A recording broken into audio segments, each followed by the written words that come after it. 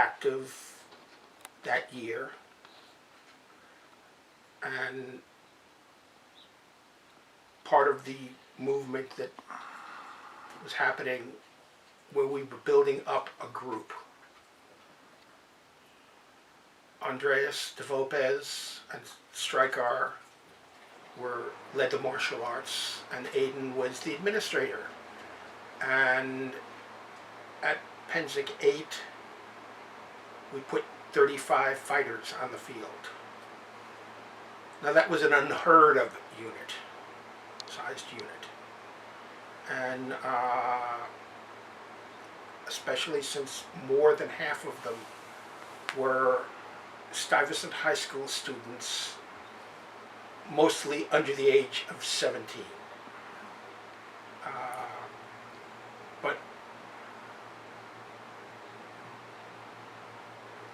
Andreas de Vulpes did something unique when we went into line battle on the causeway in the woods. He'd grab somebody from behind, yank them out of the line, and someone would shove another fighter in. So he was able to rest our troops. So we literally ate Duke Doggin's Death's Head squad.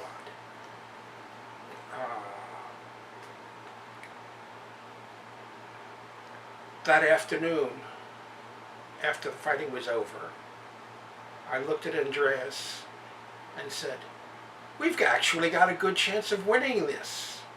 And he looked at me kind of funny and said, "What do you mean a good chance?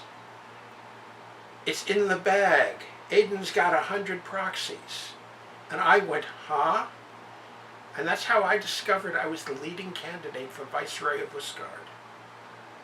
Aiden, Stryker, and Andreas had taken a look at the two declared candidates, and said, "No way."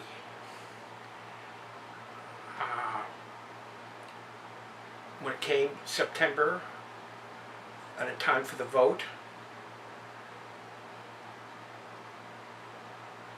Aiden voted her 150 proxies that she had. At that time, anybody who had an Østgarðian connection could vote. You didn't have to be a member, you just had to have a connection. And she got proxies from lots and lots of people. And that is how I got to be the Viceroy of Østgarðr. And it didn't come with a manual saying this is what you do. And there really wasn't a manual for what a territorial baron was. So you're skipping over something. Oh. There was once she had managed to accomplish getting her candidate for Viceroy, Countess Aiden decided that. But she wasn't Countess yet. No, she wasn't. She was just her seneschal. But she decided that the guys needed a certain amount of balancing. And so she decided and went off literally into the kitchen with her brain trust and came back and said, "Okay, so Ian is going to be Viceroy, but since we have a married couple, we think it probably would be a good idea, since Debbie is going to wind up doing at least half of the work anyway, if we make her equal." So they decided that if it was Viceroy, it was Vicereine. So I became Vicereine.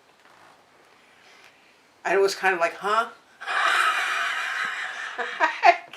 Because even Aiden hadn't thought of it, until that night. That night, she decided, I think we need a little bit of balance here. So it went up to Kingdom, and the herald said, "Why not?" Viceroy and Vicereine.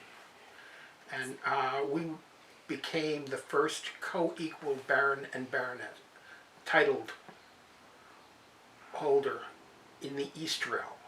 There was one co-equal couple out west. But in the East at that point, if you had a baron who had a lady, then she would be courtesy baroness, or what was known as a small b baroness, to distinguish from somebody who had actually been given the title by the king. So I got to be something completely different, which was co-equal.